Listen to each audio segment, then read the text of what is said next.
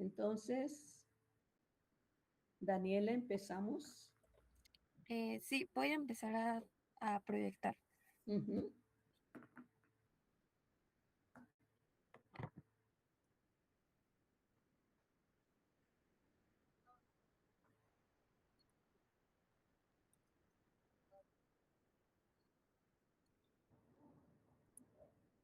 ¿Sí se alcanza a ver mi pantalla? Uh-huh. Sí, Sí. ok. Ok. Bueno, maestra y compañeros, yo voy a comenzar con este tema que viene en nuestro libro de macroeconomía. El tema que a mí me corresponde es el 3.6, que vendría siendo el superávit presupuestario de pleno empleo. Uh-huh. Para comenzar, me gustaría decirles qué es el superávit presupuestario de pleno empleo. Pues es un indicador de la política económica que señala el superávit presupuestario correspondiente al nivel de renta de empleo o de producción potencial. A lo mejor este tema suena un poco complicado de entender, entonces a mí en lo personal se me hizo más fácil dividirlo para forma que podamos entenderlo y de esta forma quedaría así. Quedaría como el presupuesto, pues sabemos que es la cartera de gobierno. El gobierno recibe dinero cobrando impuestos cuando compramos algo de nuestro sueldo y se gasta dinero en compras públicas, ya sea como para pavimentar las calles, en hospitales y las transferencias, que serían las ayudas sociales como becas, pensiones y por mencionar algunos. Por otra parte está el superávit, que significa que el gobierno le sobra dinero o gastó más de lo que ganó más de lo que se gastó y si le faltara sería el déficit. El pleno empleo lo tenemos como es la situación donde todas las personas de alguna economía tienen empleo. A lo mejor para entender esta parte podríamos imaginar que nos encontramos en algún restaurante que está a su máxima capacidad. Por ejemplo, todas las mesas están llenas, todos los cocineros están trabajando a un ritmo normal y el negocio está en su nivel más óptimo. Esto en un país significaría que todos los que quieren trabajar tienen un empleo y las fábricas producen a su mismo y a su máximo potencial. Entonces podríamos decir que el título se traduce a cuánto dinero le sobraría o le faltaría al gobierno en su cartera si el país estuviera funcionando por completo. Y por otra parte, el problema del presupuesto real, que sería como la ilusión óptica. Con la ilusión óptica será un presupuesto deficitario que se interpreta automáticamente como una política fiscal expansiva. El gobierno si no tendría un déficit, que es decir, que gasta más de lo que gana, es porque está intentando activar la economía de alguna forma agresiva. Esto lo menciona el mismo libro, pero también nos advierte el libro que esto es un grave error. ¿Y por qué? Por ejemplo, si regresamos con el ejemplo que yo les puse del restaurante, imaginemos que el gobierno no ha cambiado los precios del menú, ni ha contratado más meseros, es decir, no ha habido ningún cambio dentro de su política. Entonces, de repente lo que pasaría es que la gente decide dejar de salir de cenar porque prefiere ahorrarse ese dinero. Entonces, esto se podría interpretar como una variación del gasto privado autónomo. Como el restaurante está vacío, el gobierno recauda muy poco dinero al final de mes. Entonces, el restaurante evidentemente tendría pérdidas. Y como Uh-huh. conclusión crítica es, al ver que el déficit no aumentó, no significa que el gobierno haya cambiado de estrategia o tenga la intención de estimular la renta de los ciudadanos. Y el invento que tuvo un economista llamado A. Carey Brown se dio cuenta de esto y propuso una solución en un artículo muy famoso. Dijo, para saber si un gobierno está haciendo, pues, gastalón, por así decirlo, o está ahorrando, no hay que mirar lo que está pasando ahorita, sino lo que deberíamos hacer es calcular cuánto ganaría y gastaría el país si estuviera en su mejor momento. Y aquí es donde entra el pleno empleo. A este cálculo se le conoce matemáticamente como SP, que es superávit de pleno empleo, como lo muestro aquí. Y la Ujú, fórmula que nos muestra el libro sería la cartera ideal, así el pleno empleo, los impuestos ideales, el gasto fijo o el gasto de gobierno y las ayudas que recibe el gobierno. Igual a este indicador también se le llama como superávit estructural o ajustado cíclicamente porque limita el efecto de la crisis o de una mala época. Y igual en el libro nos muestra un caso que ocurrió en Estados Unidos para demostrarnos que esto funciona en la vida real. Igual en los años del gran susto, que se podrá llamar de esta manera, que fue entre 1982 y 1983, hubo una crisis muy grande y desempleo que casi llega al 10% en 1982. El déficit real fue enorme del 4.3 para el PIB y los economistas no les preocupó tanto, pues porque sabían que era por la crisis. Lo que sí asustó fue en los años 80, es que el déficit de pleno empleo también empezó a crecer. Eso significa que incluso si la economía mejoraba, el gobierno seguiría teniendo deudas porque estaba gastando mal desde la raíz. Y ya en 1988 el desempleo bajó un 5.5%, que en ese momento se consideraba como pleno empleo. Como el país estaba en su nivel ideal, el déficit cíclico desapareció y se volvió cero, haciendo que el presupuesto real y el ideal se parecieran muchísimo. Y bueno, ya para finalizar, porque pues este tema fue muy cortito, eh, el presupuesto real engaña porque cambia con los altibajos que muestran en la economía. El superávit de pleno empleo limpia ese ruido que nos ocasiona y nos dice la verdad de la política fiscal, pero calcularlo es difícil porque el pleno empleo es un concepto teórico que cambia con el tiempo. Entonces, para poder lograr tener esta idea más clara, tendríamos que verlo como a una visión a futuro y ver si realmente eso podría funcionar y asimismo también los gobiernos se den cuenta qué es lo que están haciendo mal y por qué no lo están logrando o por qué su tasa de empleo es muy alta en algunos casos. Y bueno, pues eso sería todo. muy bien, Daniela. ¿Qué, Gracias. qué quieres destacar de lo que nos presentaste? Pues a mí lo que más me destacó de este tema fue cómo, bueno, yo siento que sería como un caso muy hipotético hablando de este país donde todos estuviéramos en un empleo cuando pues en la actualidad pues no se ve. Entonces, sí, a lo mejor me cuesta un poquito imaginarme cómo sería que todos estuviéramos cumpliendo con alguna tarea.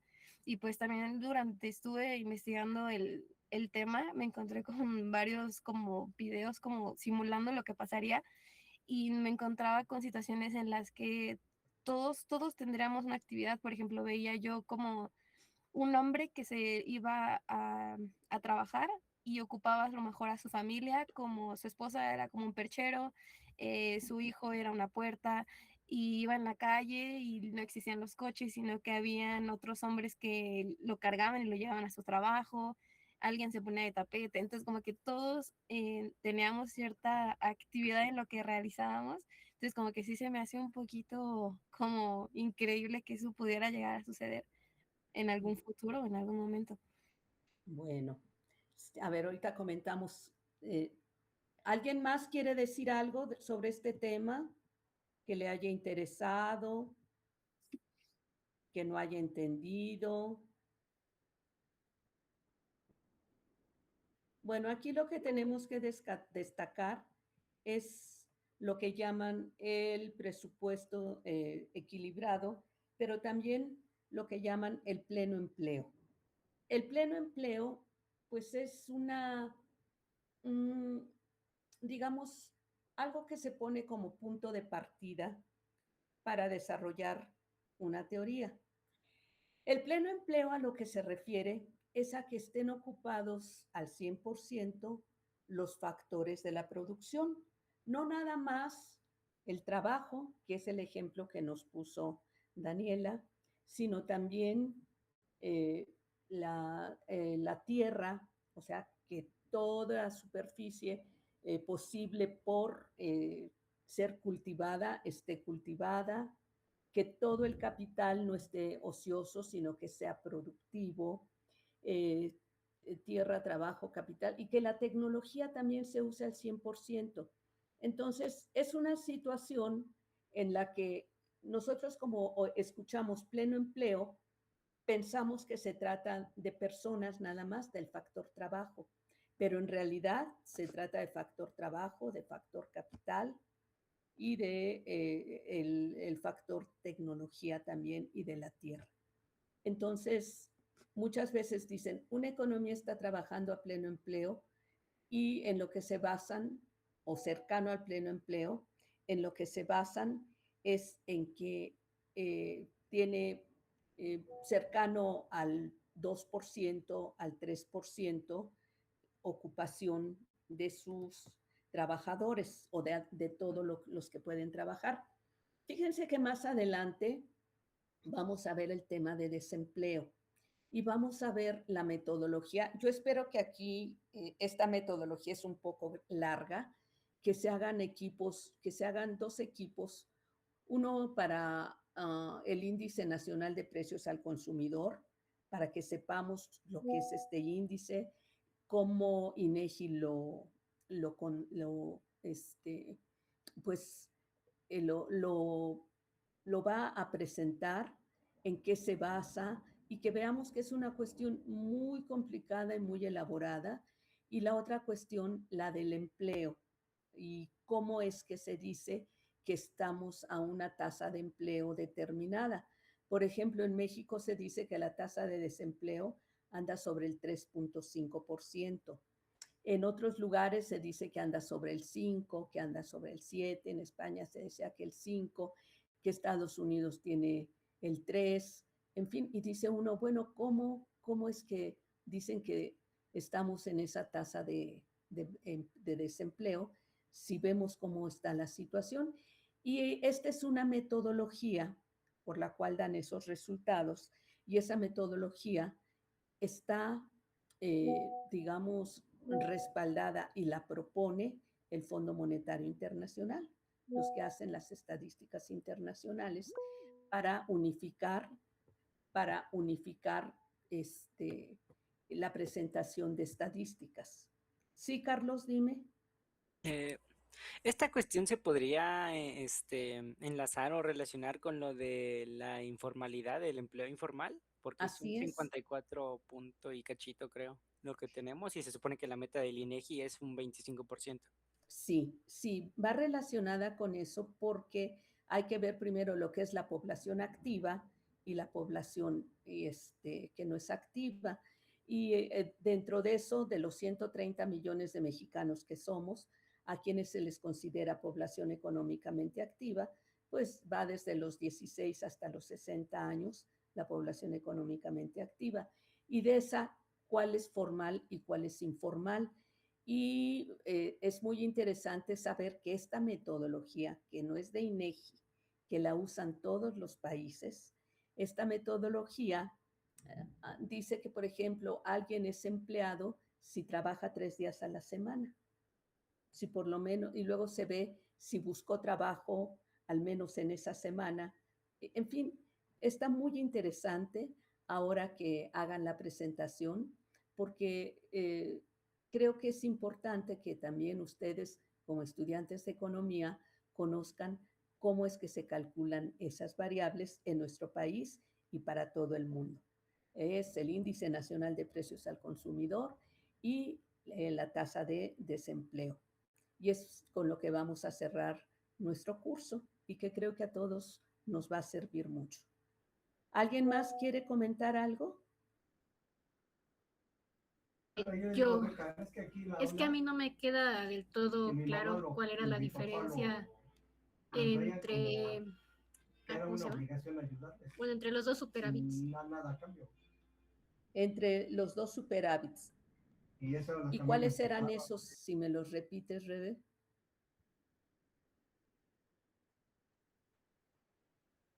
Es la de A ver si Daniela nos ayuda. ¿Cuáles son los dos superávits, Dani? Quiero pensar que se refiere al superávit y al déficit. No creo. A ver, Rebe, ¿dónde está? O sea, ¿cuáles dos? Yo no. ¿Puedes regresar tu presentación, Dani? A ver si eso apoya a Rebe.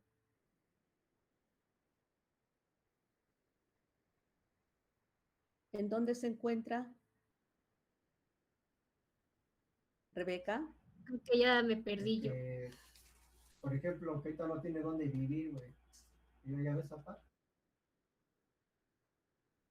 A ver, para aclarar tu duda, Rebe. Una cosa es el presupuesto, otra cosa es el superávit, otra cuestión es el pleno empleo. Fíjense, nosotros resolvimos ya algunos ejercicios con 3 sectores, ¿recuerdan? Y decíamos, ¿existe superávit o déficit gubernamental? ¿Y cuándo se daba superávit o déficit gubernamental? Cuando los impuestos eran mayores que el gasto de gobierno, o sea, que el presupuesto, entonces teníamos superávit. Pero si los impuestos, que es el ingreso de gobierno, es menor a lo que gasta el gobierno, entonces existe déficit.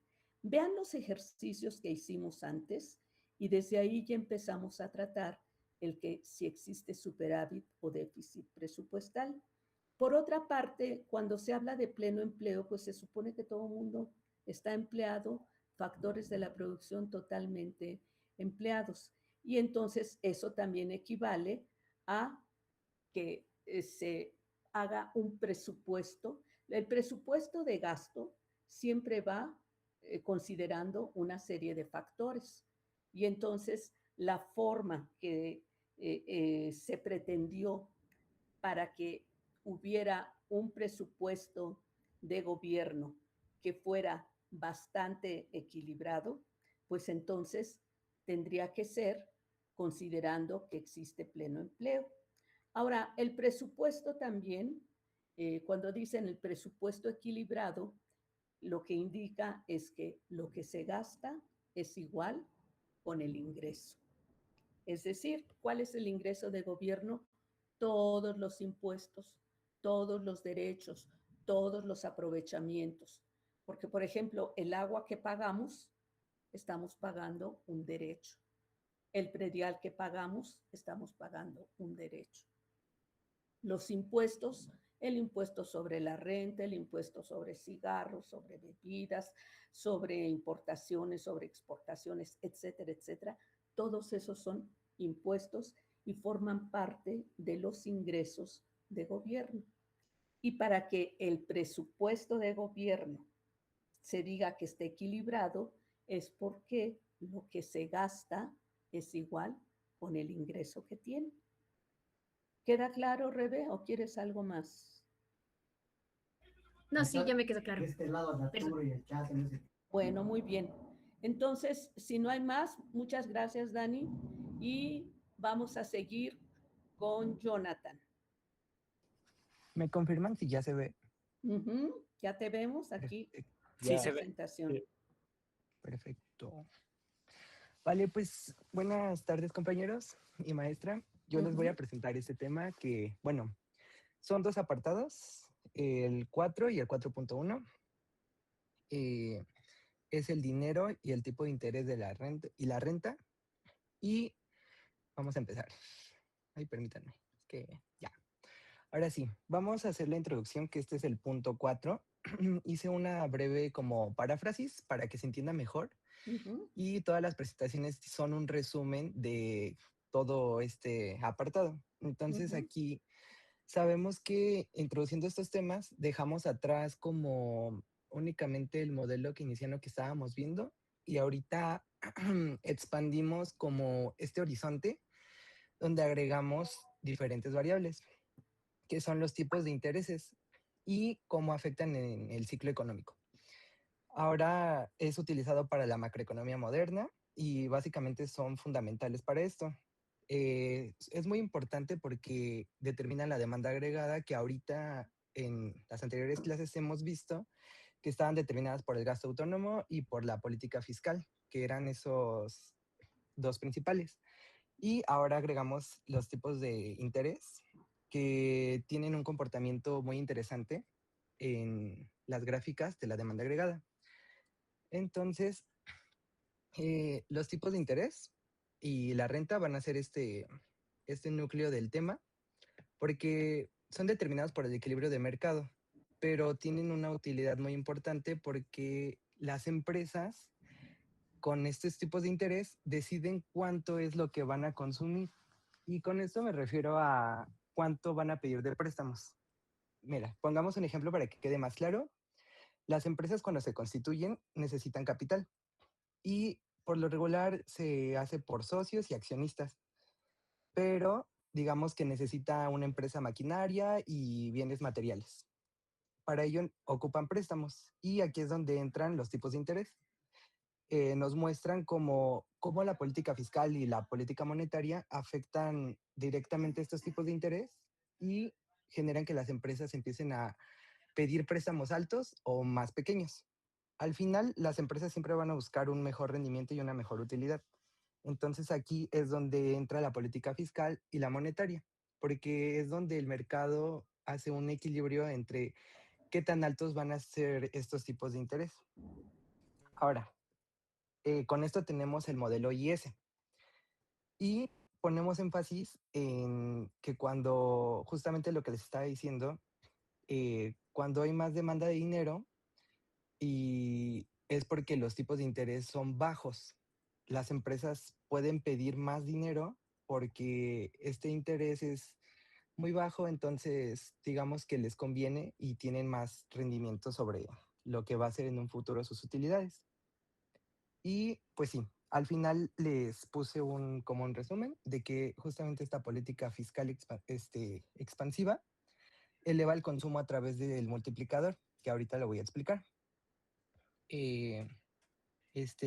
Afecta al crecimiento de la economía como efecto secundario y es muy importante para la elaboración de esta política económica, que es lo que hemos hablado con los impuestos.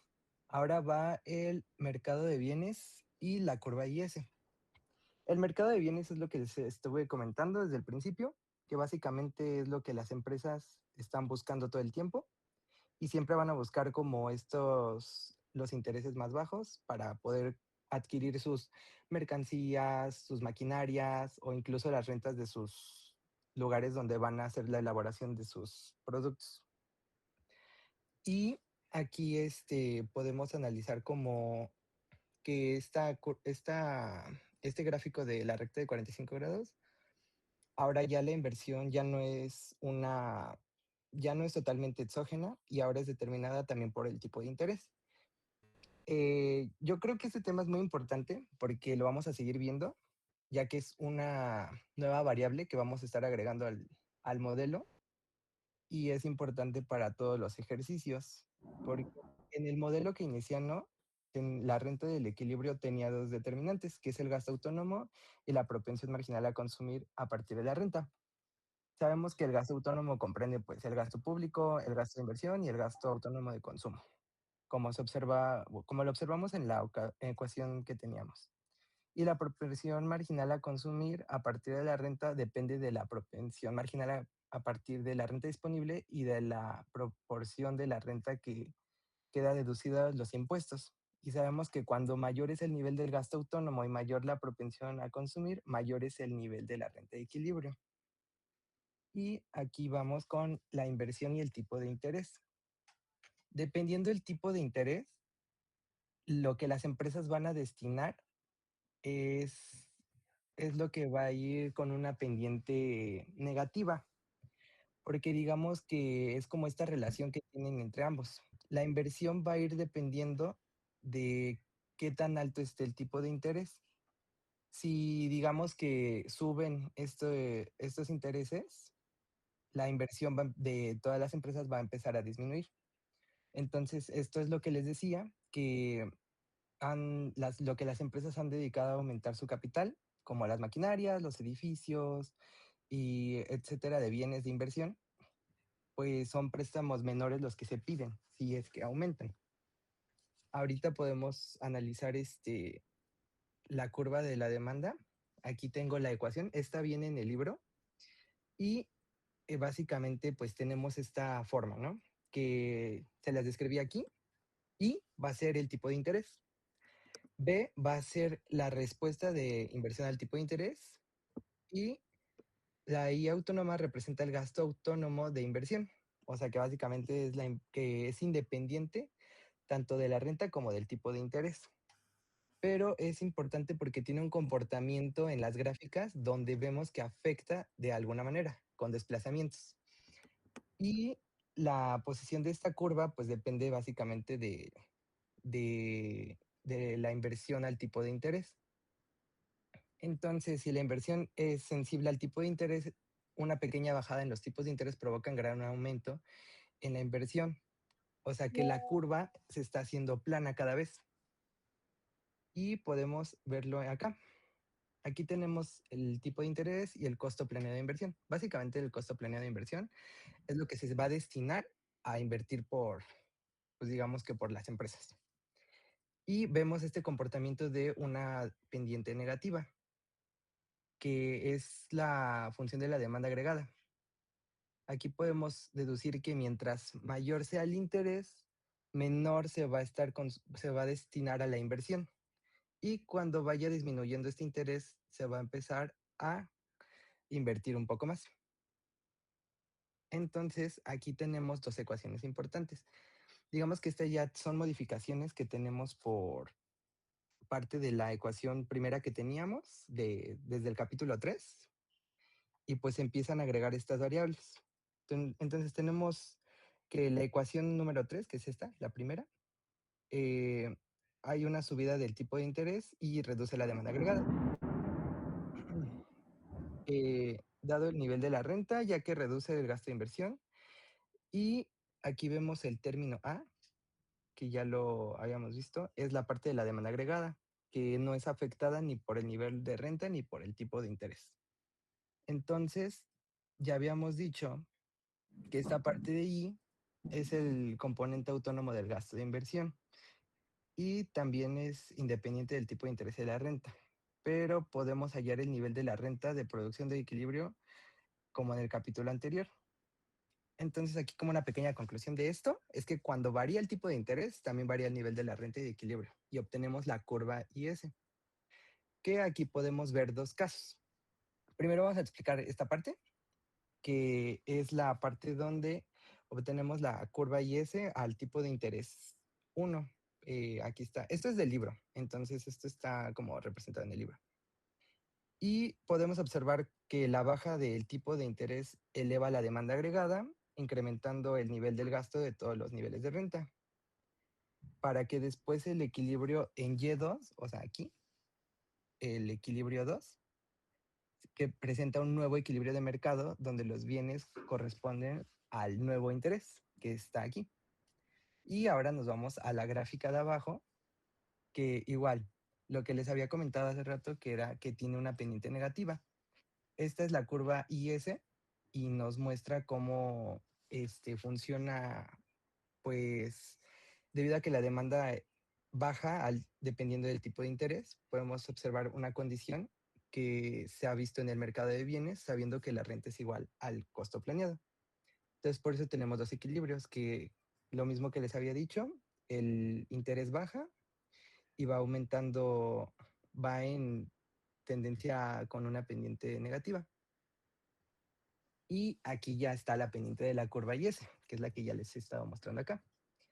Y pues igual, aquí es pendiente negativa, tenemos que este mismo interés va reduciendo y la demanda agregada tiene una inclinación de la curva de la pendiente en donde vemos que es muy sensible. O sea, podemos ver que este tipo de interés puede cambiar totalmente toda la estructura que tenemos del mercado, porque la inversión siempre va a estar variando, dependiendo de lo que las empresas les convenga.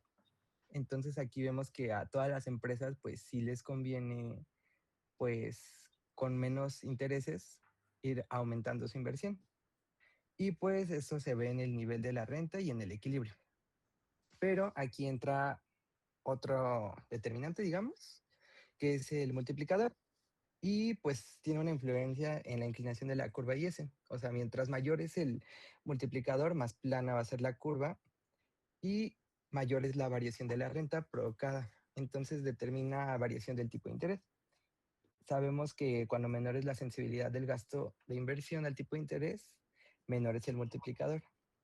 Y también vemos acá los desplazamientos que les había comentado, que son alteraciones en el gasto autónomo.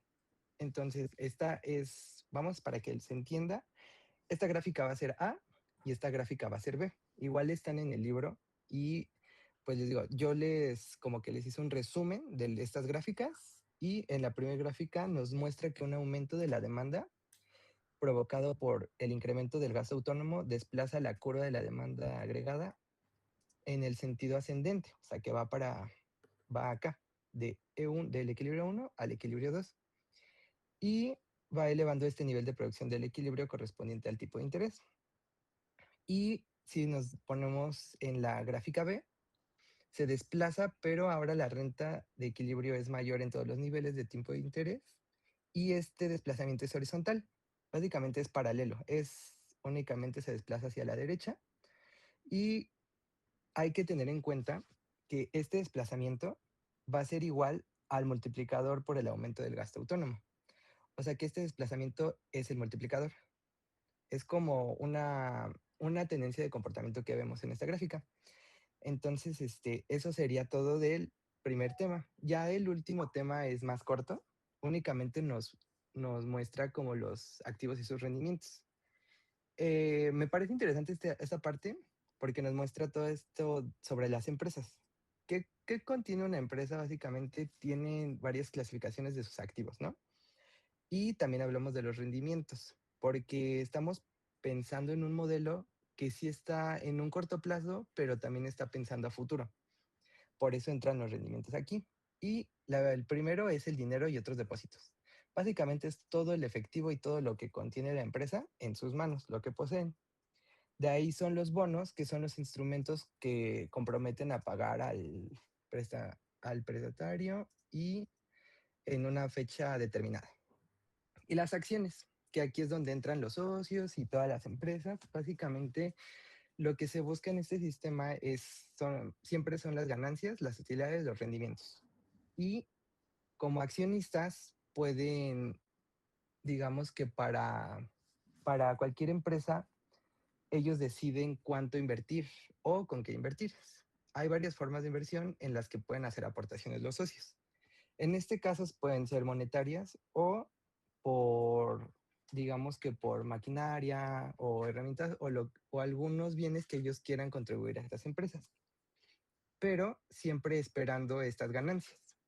Y pues por lo tanto va a ser como un movimiento aquí en el mercado, donde mientras mayor sea como la aportación, mayores van a ser sus beneficios. Y los activos reales, que ya son los tangibles, ya son las maquinarias, las estructuras y todo lo que tiene que ver con bienes tangibles que, digamos, ya no son como los derechos ni etcétera, de que dinero como tal, ¿sabes? Sino que ya es todo lo que usa la empresa para su giro en especial. Y pues digamos que esa es la principal diferencia entre el primero, que unos son financieros y otros son tangibles. Y pues eso sería todo.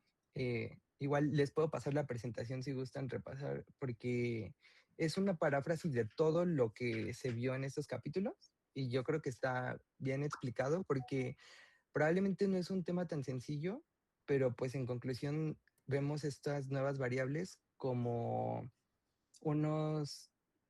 como una ampliación, podemos ver más allá de lo que estábamos viendo anteriormente. Digamos que ya no solamente vemos como el gasto autónomo y la política fiscal, sino que ahorita ya metemos más temas y podemos analizarlo como más profundamente, que es lo que nos explica mucho este capítulo. Wow. Muy bien, Jonathan. Muy bien. Sí.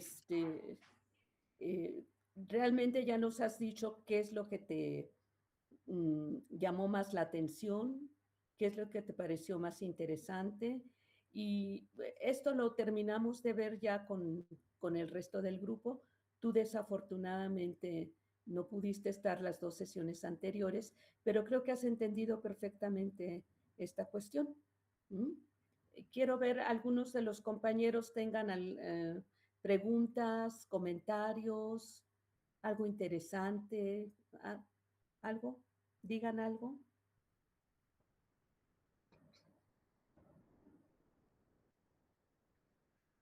Pues bueno, a ver, Carlos comenta.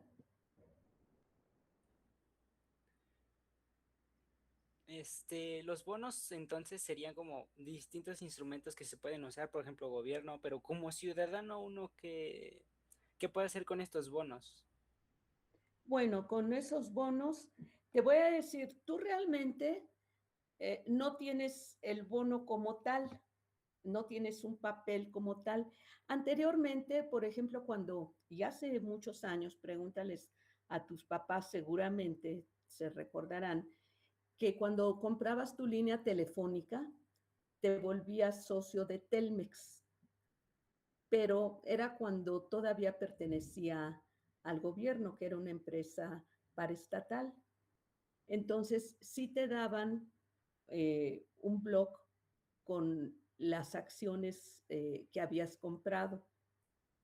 Y se tenían ahí, la gente decía, bueno, ya tengo mi línea, no me interesa, pues las vendo otra vez a Telmex y le regreso sus bonos y que me dé mi dinero. No quiero ser socio, le tengo mi dinero. Y habían otro tipo de bonos, los bonos del ahorro nacional, que en las primarias nos daban una cartilla para ir pegándole timbres. Y al pegarle los timbres, cuando se llenaba la cartilla, nos los cambiaban por un bono del ahorro nacional. Y podemos decir que teníamos en físico un papel. Sin embargo, actualmente con todos estos adelantos tecnológicos, tú lo único que tienes es que hiciste un contrato con un intermediario financiero. Generalmente es con un banco, pero ahora hay muchas casas que te salen ahí, la Liberty, la esto, la otro, que te invitan a que a través de ellos hagas tu inversión. Y lo único que tú tienes es que te diste de alta, dices que quieres participar y te dicen, sí, cómo no, mi cartera tiene todas estas empresas, todo este tipo de bonos, es total. ¿En qué quieres invertir? Pues en tanto. ¿Cuánto quieres invertir? 10 pesos, 100 pesos, 20 pesos, lo que tú consideres. Y entonces eso es lo que compras.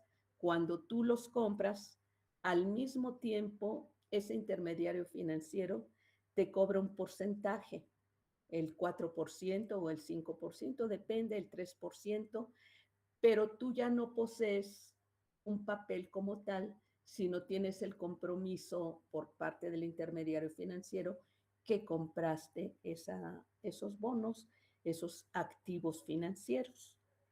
Entonces, ¿qué puedes hacer con ellos? Pues los puedes realizar y decir, ¿sabes qué? No me quiero esperar los 3 meses, a lo mejor el activo que compraste te permite, o el bono que compraste te permite que lo realices antes de 3 meses sin penalización. ¿Qué quiere decir esto? Que te devuelvan tu dinero con lo que tú ganaste y no tengas que pagar una penalización. Entonces, tú lo puedes vender o digamos tú personalmente o nosotros como individuos, pues realmente creo que no podremos comprar muchas cosas en este mercado financiero. Pero los grandes tenedores de bonos, ¿qué hacen? Dicen, ¿sabes qué? Quiero un préstamo, le dicen a un banco. Bueno, ¿y qué garantía me das? Mira, tengo estos instrumentos financieros que te los dejo en garantía. Entonces, para eso sirve la cuestión de los bonos. Nosotros, yo dudo que tengamos para actuar de esa manera, pero los grandes corporativos de esa manera es como actúan. Por ejemplo, cuando en el sexenio, en el de Calderón y de Peña, que se dijo, ¿saben qué? Ahora todo mundo puede invertir en Pemex y toda la costa del Golfo de México la vamos a hacer una cuadrícula y vamos a dar parcelas para que extraigan petróleo. ¿Quién quiere? Y hubo quien, principalmente extranjeros, nacionales también, que compraron para, según esto, para sacar petróleo. Ahora, sacar petróleo pues no es tan fácil. Se necesita maquinaria, se necesita que investiguen a ver en dónde mero está el petróleo, etcétera, etcétera. Pero ¿qué hicieron todas esas personas? ¿Sabes qué? Pues yo no voy a invertir en a ver quién me da, a ver en dónde localizo, a ver cómo extraigo el petróleo. No, lo voy a tener para darlo en garantía para préstamos. Y eso fue lo que hicieron muchas empresas, ¿sí? Entonces, el mercado de dinero y de los activos financieros realmente, pues es muy complicado. Fíjense, podemos decir que actualmente la mayor parte de lo que se comercia, de lo que se intercambia, son activos financieros, no bienes y servicios como tal. ¿Por qué? Porque como se van al mercado de la especulación, pues a ver cómo se gana y no se quedan en el mercado productivo, que realmente lo que produce la riqueza, pues es la producción, lo que se tiene tangible para vender, pero la especulación es lo que está causando las grandes crisis nacionales y mundiales. Son temas muy interesantes, pero conforme ustedes vayan entrando más en todo esto, seguramente que van a entender muchísimas cosas más. ¿Estuvo bien, Carlos? ¿Sí era Carlos? Sí, maestra, está bien. Bueno, entonces, gracias. Muchas gracias, Jonathan, y vamos a continuar para ver qué. Daniela, dime. Ah, no, perdón, maestra, es que quería activar los emojis, pero me equivoqué y puse la manita. Pero no, no es nada. Gracias. Muy bien. Maestra. Una pregunta. Yoreni, sí, dime. Sí, los ejercicios eran ¿de qué página eran, maestra? Es que la verdad no sabía bien para los que son antes del 17, ¿verdad? Los ejercicios que pidió a mano. Sí, el 17, los problemas a mano. Ok, pero ¿qué? Problemas del capítulo 3 a mano, okay. 3 puntos, y el examen en línea que les voy a poner son los 7 puntos. Ok, perfecto, maestra. Y los que están participando, yo la verdad veo que han hecho muy buenas participaciones, están teniendo su punto extra. Entonces, yo quisiera que no nada más se llevaran un punto extra, sino que de verdad siguieran entendiendo y comprendiendo esto. Bueno, vamos a continuar donde nos quedamos y ya hice aquí alguna cuestión en mi presentación para ver si queda mejor explicado. Jonathan, ya has seguido leyendo, ¿verdad? Sí, maestra. El 4.2, porque aquí vamos avanzando. Bueno.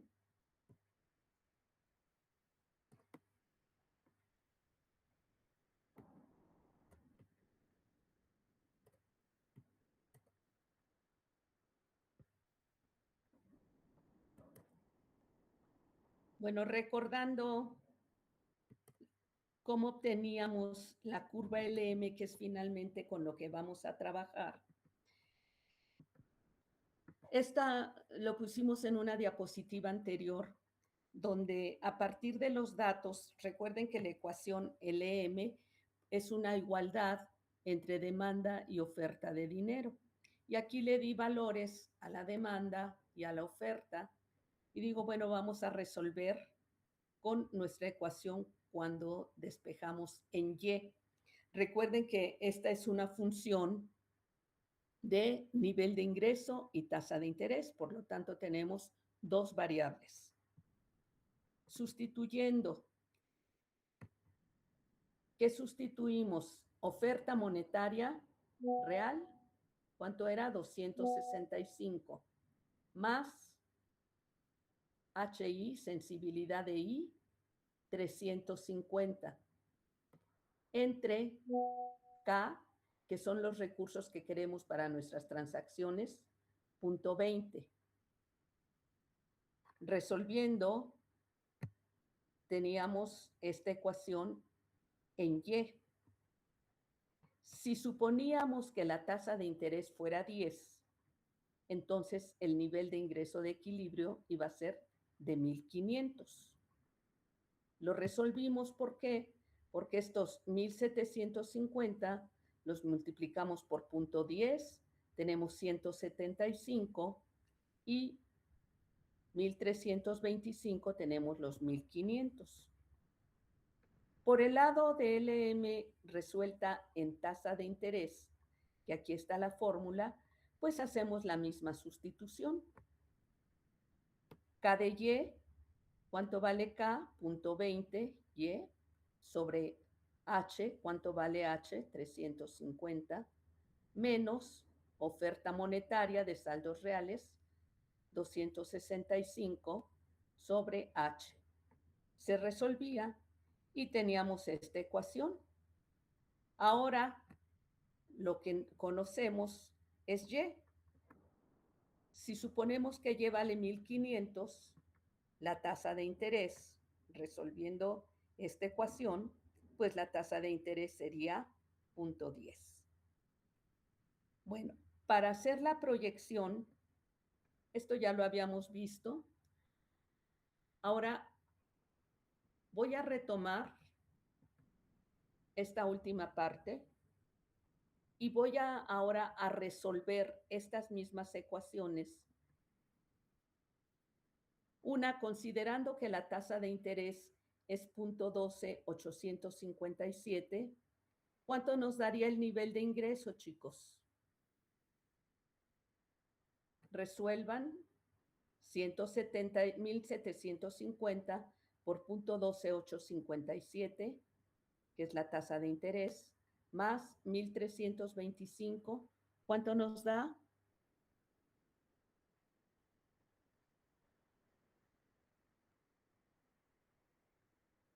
Este, 1,557. 2,550, ¿verdad? Ahora hagámosla sí por el lado de tasa de interés.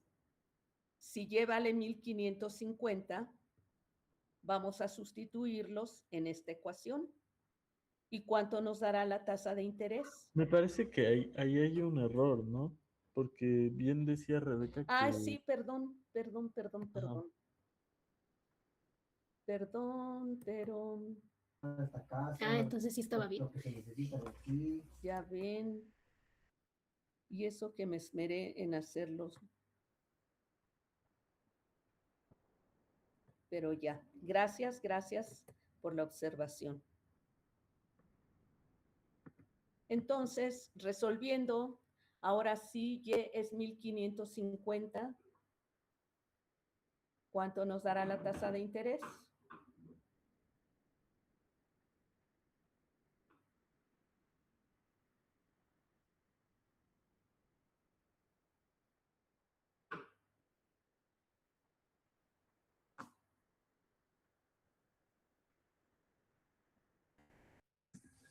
Punto 12,857.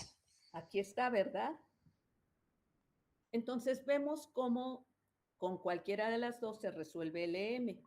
Ahora, si supongo que la tasa de interés es 0.7143, ¿cuánto tendré de nivel de ingreso?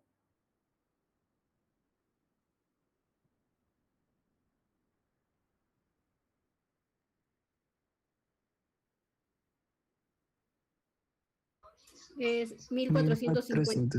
Ajá, bien. Y ahora, si Y es 1450 con esta otra fórmula, ¿cuánto tendré de tasa de interés?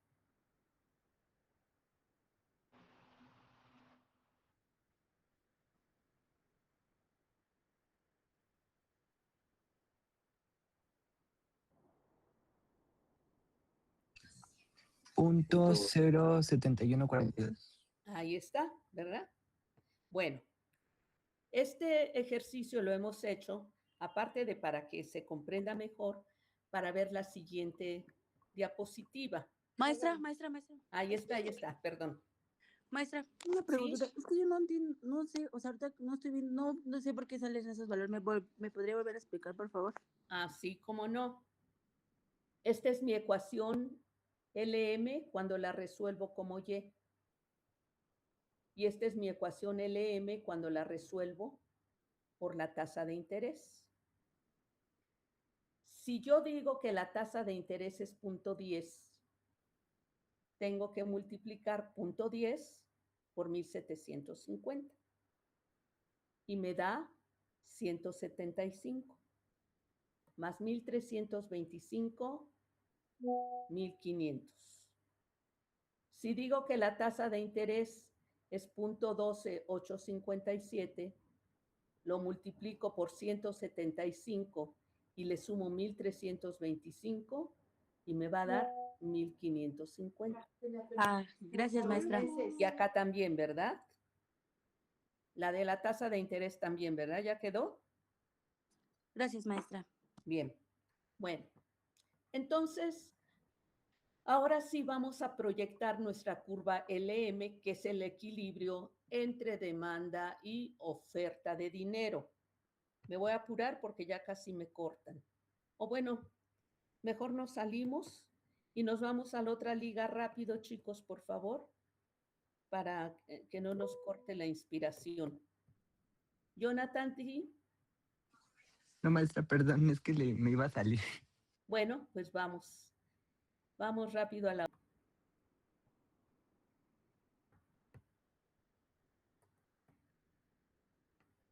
Una disculpa.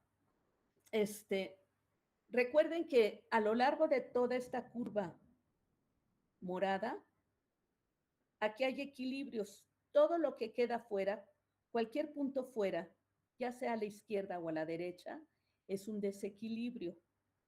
Y entonces tenemos que cualquier punto que se encuentre hacia la izquierda de LM, se dice que hay un exceso de oferta monetaria. ¿Por qué hay un exceso de oferta monetaria? Pues porque la tasa de interés es muy elevada y entonces se necesita que baje. Si la tasa de interés es muy elevada, ya habíamos visto, ya han explicado sus compañeros, que si la tasa de interés es elevada, el público pudiente quiere llevar su dinero a la especulación. No quiere tener dinero. Lo va a meter a los bonos donde la tasa de interés es alta y puede tener un alto rendimiento. Eso hace que entonces se demande menos dinero y el equilibrio que se tenía entre demanda y oferta de dinero, pues se rompa porque ahora nos queda un exceso de oferta de dinero. Y entonces, ¿qué es lo que se requiere? O se requiere que baje la tasa de interés. Fíjense, si me encuentro, por ejemplo, en este punto y quiero llegar a un punto de equilibrio, tendría que bajar hasta acá. ¿Qué debe pasar? O debe bajar la tasa de interés, o si estoy en ese punto, debe aumentar el nivel de ingreso. Si aumenta el nivel de ingreso, pues entonces podré llegar a este punto. ¿Se comprende por qué hay exceso de oferta de dinero? Sí. Por otro lado, a la derecha tenemos exceso de demanda de dinero y hay presión para que suba la tasa de interés porque ahora estoy en un punto hacia la izquierda. Y si quiero llegar acá, tengo que subir la tasa de interés o bajar el nivel de ingreso para alcanzar un punto de equilibrio. ¿Sí? Estas cosas son importantes que las razonemos y las entendamos. Exceso de oferta de dinero a la izquierda, exceso de demanda de dinero a la derecha. Creo que hay alguien que quiere entrar.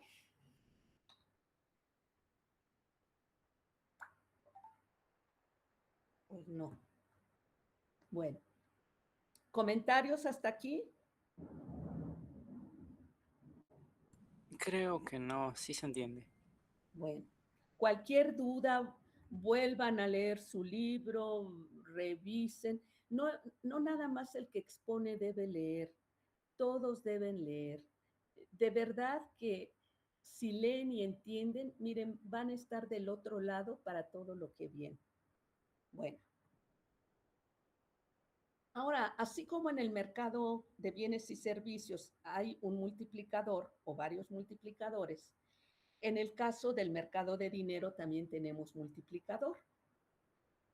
Y recordando que son los bancos centrales los que pueden cambiar en cualquier momento la masa monetaria o los recursos que se encuentren en circulación, los recursos monetarios. ¿Para qué lo harían? Pues para cumplir con objetivos de política económica. ¿Cuáles son esos objetivos? O que crezca la economía, o que pueda controlar la inflación, o que necesite que bajen las tasas de interés, en fin. Entonces, los cambios en la oferta monetaria son los que van a provocar un efecto multiplicador en el nivel de ingreso. Bueno, ¿cómo vamos a obtener ese multiplicador? Tenemos que el multiplicador de la oferta monetaria es el número de veces que un cambio en la oferta monetaria hace variar el nivel de ingreso de equilibrio. Al igual que los multiplicadores en el mercado de bienes y servicios, es cuántas veces un cambio en una variable autónoma nos va a reflejar cambios en el nivel de ingreso. Aquí también un cambio en la oferta monetaria nos va a reflejar un cambio en el nivel de ingreso de equilibrio. El multiplicador monetario se obtiene a partir de la ecuación LM despejada en Y. ¿Cuál es su cálculo? ¿Ya tomaron esto? No, espérame tantito.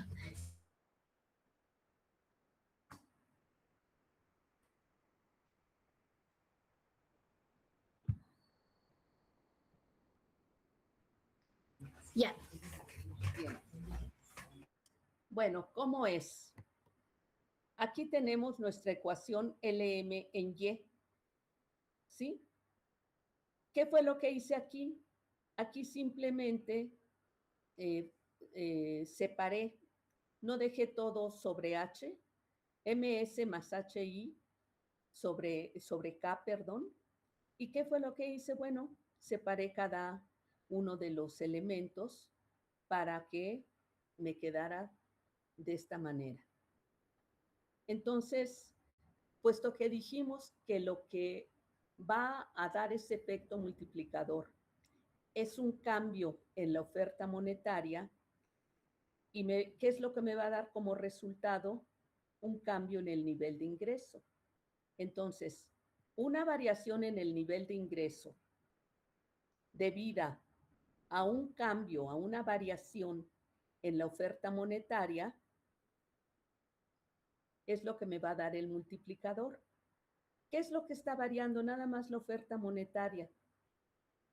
Esta parte HI no está variando. La variación de H es 0.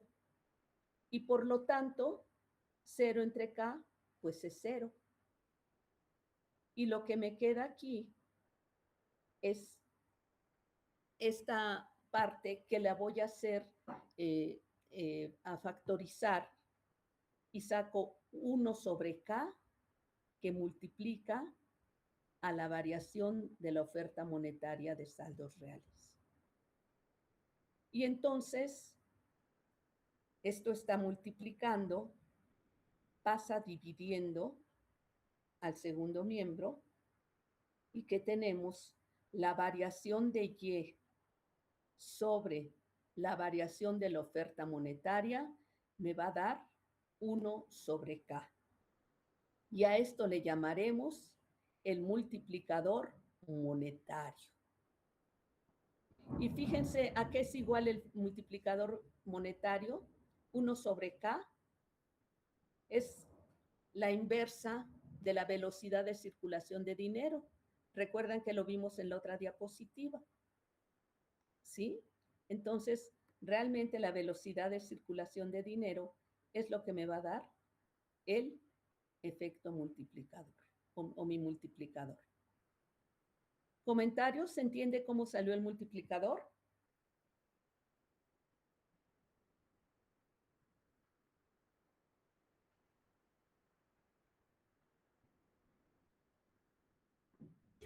Sí.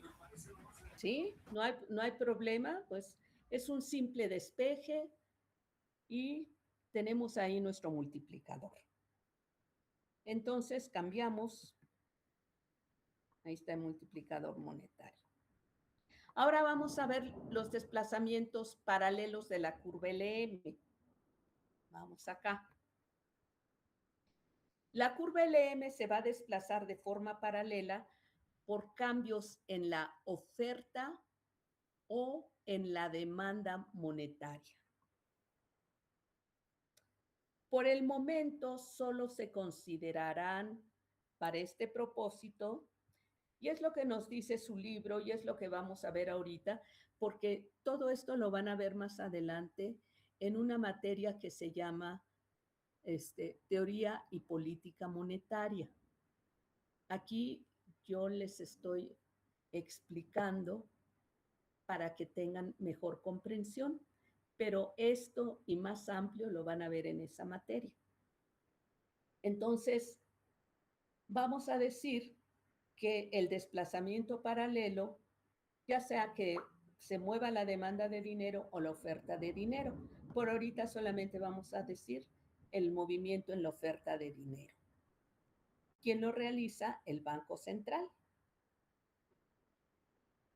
Y tenemos entonces que un incremento de la oferta monetaria real, es decir, descontada la inflación, por parte del Banco de México, traslada de forma paralela y a la derecha la curva LM. Lo contrario sucede si el Banco Central reduce la oferta monetaria real.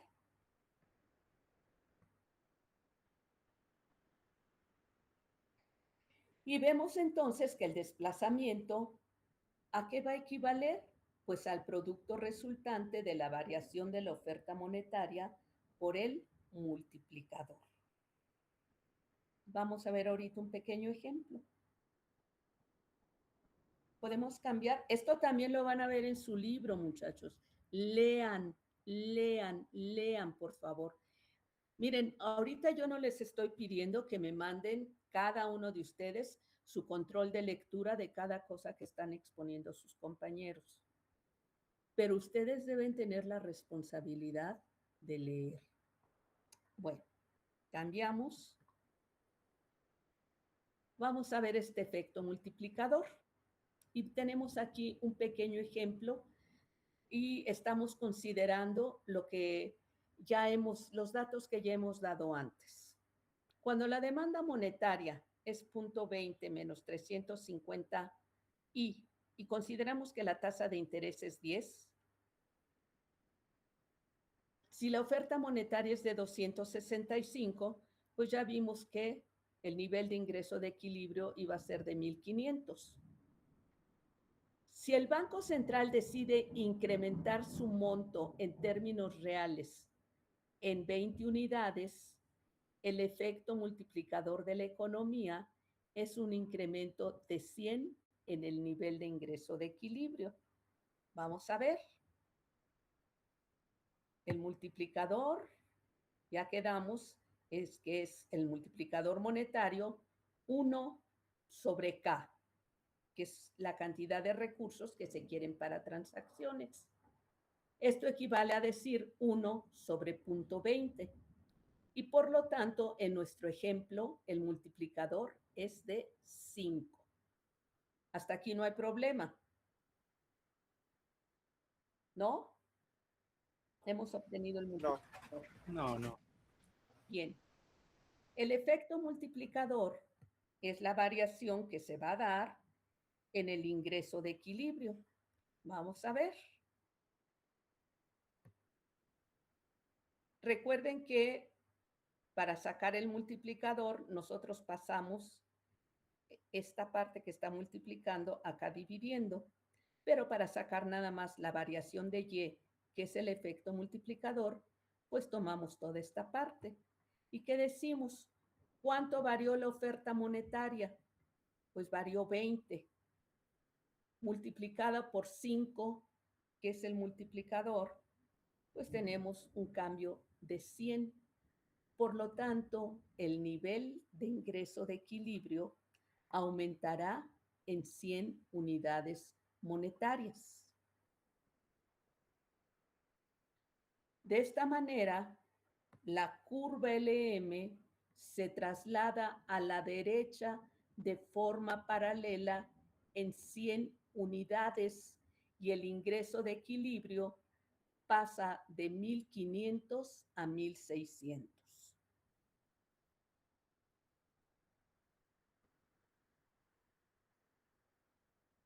¿Está claro?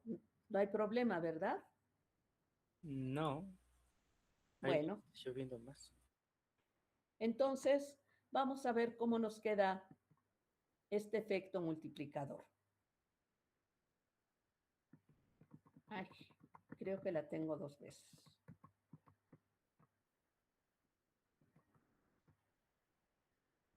Bueno, aquí les tengo 3 ejemplos.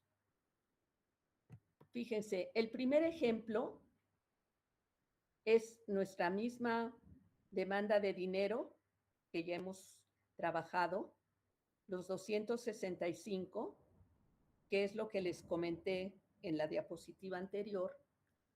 Y entonces vamos a sacar nuestra ecuación LM, y nuestra ecuación LM ya sabemos que es 1.325 más 1.750i.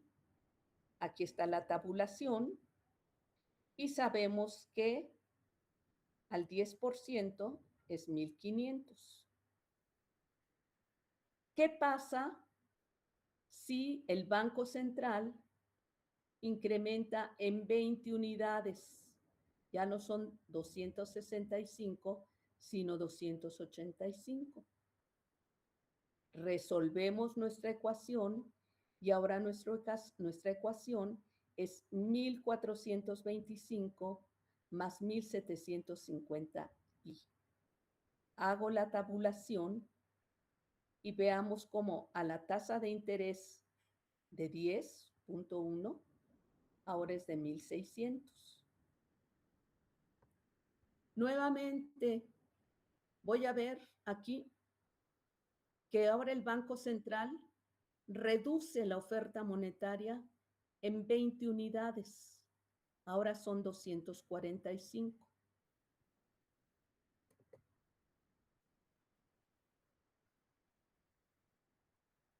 Resolviéndola, tenemos nuestra nueva ecuación LM y tabulando, vamos a tener que al 10%, ahora el nivel de ingreso de equilibrio son 1.400. Y está el nivel de ingreso de equilibrio para todas las tasas de interés. Nosotros dijimos, bueno, en la anterior, ¿qué tal si lo dejamos en 10? ¿Hasta aquí se comprende, chicos? Sí. Sí, maestra. Creo que hay un compañero que quería entrar en la reunión. A ver, déjame ver.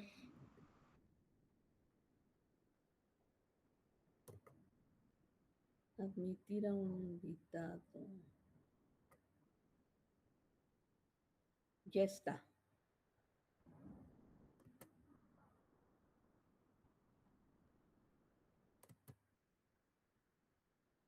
Ya.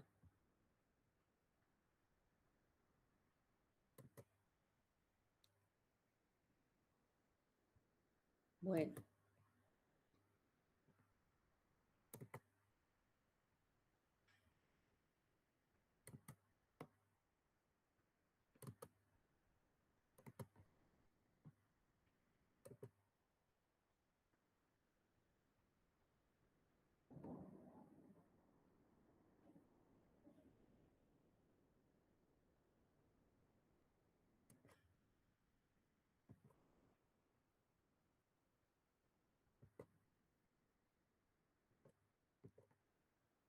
Fíjense cómo en todos los casos el multiplicador es 5.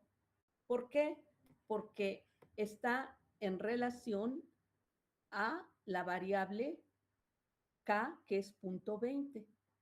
Por eso el multiplicador es el mismo en todo. ¿Qué sucedió? Aquí aumentó la oferta monetaria, el multiplicador es 5. ¿Cuánto varió la oferta monetaria? 20. 20 por 5, 100. Aumentó Y en 100. Y si se dan cuenta, en toda la tabla hay 100 más. Luego, si reduce la oferta monetaria, ahora multiplicamos 5 por menos 20 y me da menos 100. ¿Y qué vemos? Que en toda la tabla se reduce el nivel de ingreso de equilibrio. ¿Se comprende, pues, este desplazamiento y el efecto multiplicador? Sí, maestra.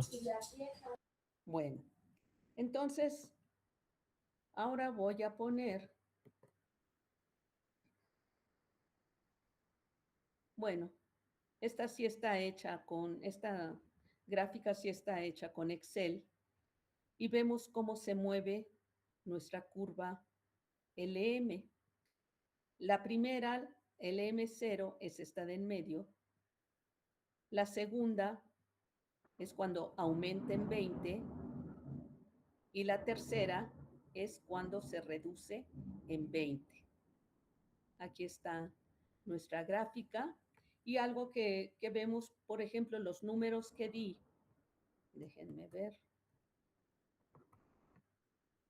1225, 1325, 1425, van a corresponder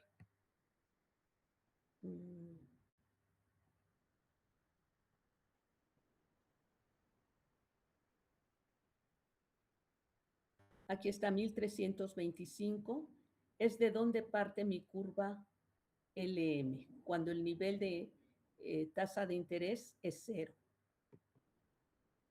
A esto se refiere. ¿Se ven entonces los desplazamientos de LM? Sí. Sí. Sí, profesora. Bueno, ¿podemos cambiar? Sí. Cambiamos. Bueno, vamos a ver los desplazamientos de la curva LM. Volvemos a tener nuestra misma gráfica anterior. Ahí está con 265 y ahí está nuestra curva LM. ¿Qué pasa si aumenta la oferta monetaria de saldos reales? MS se va a desplazar a la derecha. Ahora ya no es de 265, sino de 285. Y va a tener nuevos equilibrios, ¿verdad? Ahora va a ser equilibrio aquí, aquí y aquí. Y si proyectamos esos equilibrios,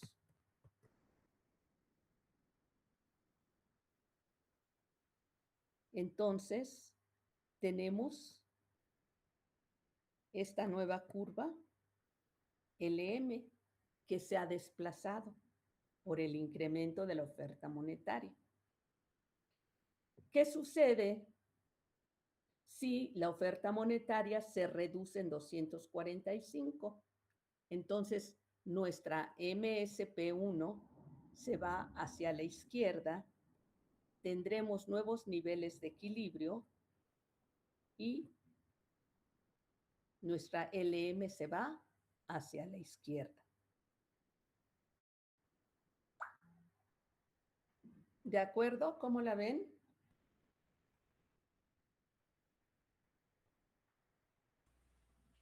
Está potente. Bien. ¿Puedo ya quitar la presentación? Un momento y ya, maestra, nada más. Bueno. Ya para despedirnos, ver si alguien quiere tener también tema de exposición y tomar la foto de las asistencias porque pues no sé quién entró y quién salió.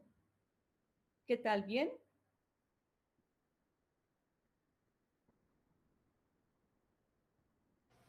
Yo les aconsejo que tomen una foto porque para eso les puse colores.